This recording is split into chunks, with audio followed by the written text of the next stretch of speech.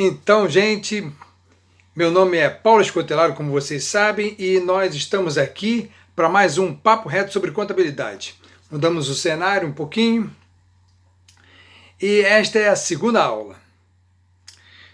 A aula 1, ela tinha que falar só sobre conceitos de contabilidade, o capítulo 1, conceito de contabilidade. Mas ela avançou um pouco sobre a aula 2, que tem como assunto o patrimônio. E eu tive que acompanhar esse avanço. Vamos olhar na folha aqui. Nós temos no capítulo 1 conceito de contabilidade, no capítulo 2 o patrimônio, no capítulo 3 as contas e assim vai. Então, nós falamos sobre muitas coisas, mas vamos nos aprofundar um pouco mais nos conceitos do patrimônio, porque isso vai aparecer em exercícios, avaliações e provas. Tá bom? Vamos lembrar. Qual é a definição de patrimônio? É o conjunto de BDO, né? BDO, bens, direitos e obrigações. Os bens, direitos e obrigações de uma pessoa, de uma empresa, né? Vamos lembrar. Os bens e os direitos, vamos dar uma olhada na folha aqui. Os bens e os direitos formam o ativo e as obrigações formam o passivo. E a diferença é o PL, patrimônio líquido. Daí vem a equação do patrimônio, a equação básica do patrimônio. Que ela diz o seguinte: o PL é igual ao ativo menos o passivo. Tá vendo aí? PL é igual a ativo menos passivo. Mas o ativo é igual a bens mais direitos. Então o PL vai ficar igual a bens mais direitos menos obrigações. BDO. Com isso, a representação gráfica do patrimônio fica assim. Do lado esquerdo, o ativo com bens e direitos, e do lado direito, o passivo com as obrigações para com os terceiros, mais o PL, que é chamado de obrigações para com os sócios. Aí você fala assim, Paulo, não entendi. Obrigações com terceiros e obrigações para com os sócios? Tá. Vamos entender. De uma forma bem formal, tá? Quando a empresa começa, os sócios, eles entram com um capital. E a empresa passa a dever para esses sócios essa quantia do capital, essa quantia que esse sócio investiu na empresa. Vamos supor que a empresa termine. Ela tem que devolver pelo menos esse capital que foi investido pelos sócios. Né? Ele vai querer recuperar pelo menos esse capital que foi investido. Por isso, o PL também pode ser chamado de obrigações para com os sócios. Bom, aí você falou obrigações para com terceiros, você falou obrigações para com sócios, mas falou obrigações para com terceiros. Mas quem são esses terceiros? São pessoas que não são sócios da empresa, mas que vendem para ela a prazo, por exemplo. E com isso financiam compra de mercadorias, equipamentos, o funcionamento da empresa. Vamos entender. As obrigações para com os terceiros podem ser chamadas de capital de terceiros. E as obrigações para com os sócios podem ser chamadas de capital dos sócios, que é o quê? É o patrimônio líquido. O patrimônio líquido é o capital dos sócios. Tá bom? Mas como que é formado esse patrimônio? Vamos ver a formação do patrimônio. Tá? Inicialmente, uma ou mais pessoas têm um dinheiro e decidem abrir uma empresa. Com o capital inicial lá de, 10 mil, 20 mil, 50 mil, 100 mil. E esse capital inicial pode ser composto por dinheiro, por bens e por direitos. Então ele vai entrar com bens, com dinheiro e vai formar. Esse é o capital próprio, capital dos sócios, que vai financiar a empresa. A empresa vai comprar aí mercadoria para vender, equipamentos. Vamos ver o exemplo aqui que eu tenho. Eu tenho um exemplo aqui na folha. Vamos dizer que o senhor José vai montar uma loja para vender cimento lá, materiais de construção, no imóvel que ele tem. E ele compõe o capital inicial dessa empresa da seguinte forma aqui, ó.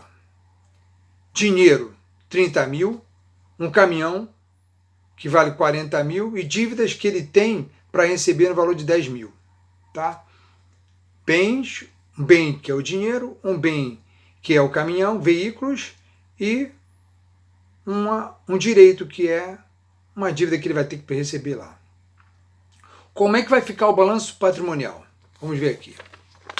Vai ficar assim, ó, balanço patrimonial. Ativo com caixa 30, eu suprimi os 1.000, né? Veículos com 40 e dívidas a receber de 10, que somados vão dar quanto? 30 mais 40, 70, mais 10, 80, que vai ser o capital. Então, ele pegou esse capital aqui e investiu. Ele integralizou esse capital. Então, ele fez como? Parte em caixa, em dinheiro, parte em veículos, parte em dívidas, em direitos. Tá? E esse capital pode ter vários nomes. Pode ser chamado de capital inicial, capital nominal, capital subscrito. Por que subscrito? Porque ele vai estar escrito no contrato social ou no estatuto, vai estar escrito embaixo, subscrito. Ou capital social. Por que capital social? Porque ele faz parte, é o capital de uma sociedade. Tá? Como vocês estão vendo aí, na contabilidade, esses elementos do patrimônio, eles podem ter vários nomes. E isso é cobrado em provas. Bastante cobrados. Vamos a alguns exemplos de exercícios. Tá? Diga o que é capital total. O que é capital total? Pode ser um exercício, pode ser um exemplo. Capital total é a soma do capital de terceiros mais o capital dos sócios. Tá? É o capital total.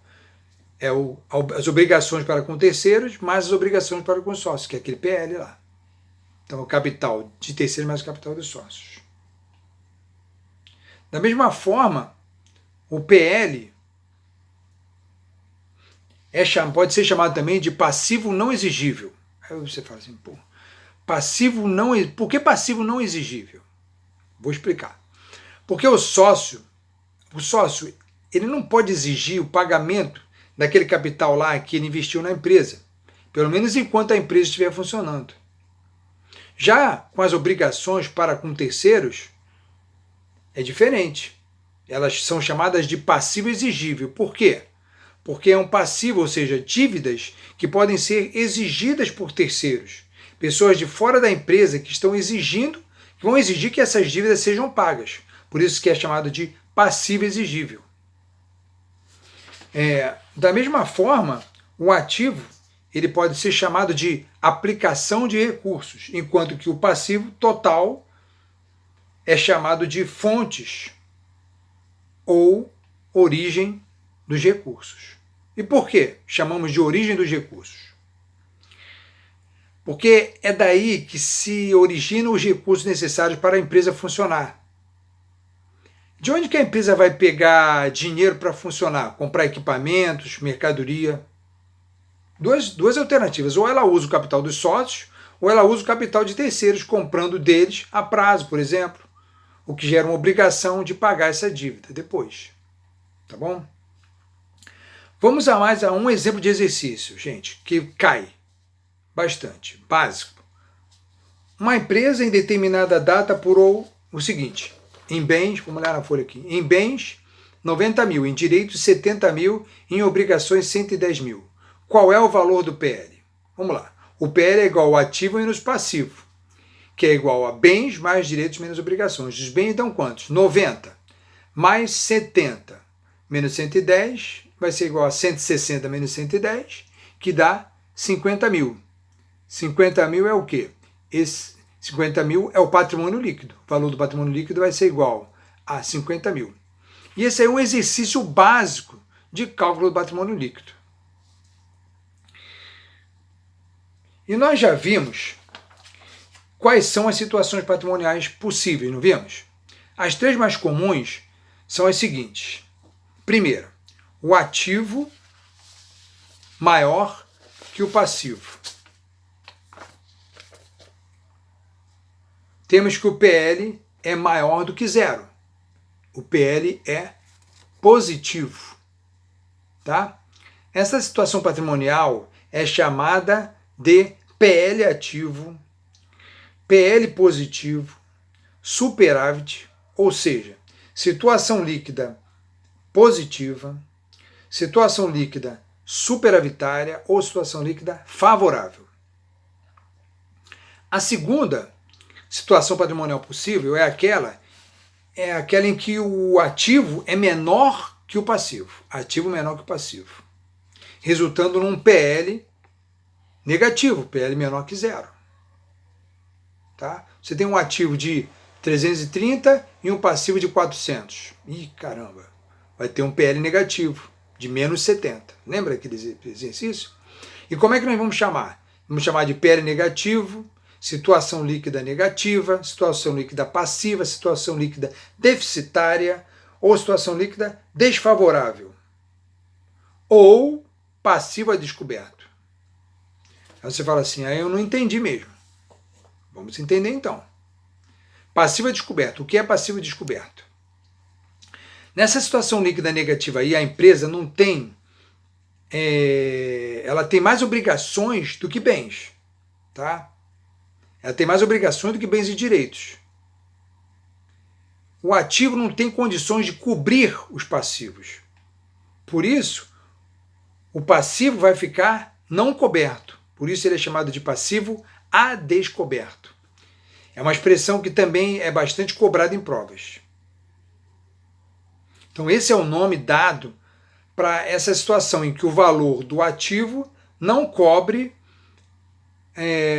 as dívidas, não cobre o passivo. E numa terceira situação, o valor do ativo se iguala ao valor do passivo. Ativo igual a passivo. Nós temos então o quê? Que o PL é igual a zero, que é chamada de situação nula, equilibrada ou compensada. Por que compensada? Porque o ativo paga, o ativo compensa os valores do passivo. Tá? E nós já vimos também que o ativo tem outro nome. Qual é o nome? Patrimônio bruto, lembra? E que o patrimônio líquido é igual ao que? O patrimônio bruto menos as obrigações. Não vimos isso? Pois é. Pois é, gente. Então, são muitas terminologias, tá? É o que tinha que falar mais sobre patrimônio, porque já foi tratado na aula 1, nos vídeos sobre a aula 1. E eu espero que eu tenha conseguido falar com vocês de uma forma acessível sobre esses vários nomes que a contabilidade dá aos elementos do balanço patrimonial. Tá bom?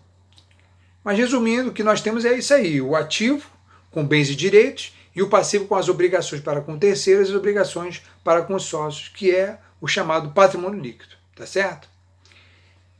Então, gente, nós vamos encerrar esse vídeo aqui. No próximo nós vamos falar sobre a aula 3, que fala sobre contas. Tá bom? Então, até o próximo vídeo. Mandem opiniões e sugestões e obrigado pela atenção. Forte abraço. Tchau.